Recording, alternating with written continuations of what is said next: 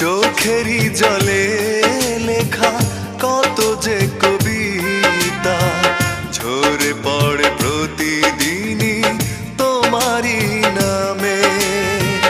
চোখেরই জলে লেখা কত যে কবিতা ঝরে পড়ে প্রতিদিনই তোমারই নামে।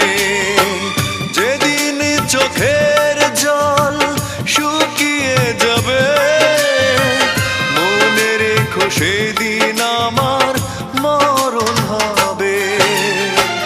চোখেরই জলে লেখা কত যে কবিতা ঝরে পড়ে প্রতিদিন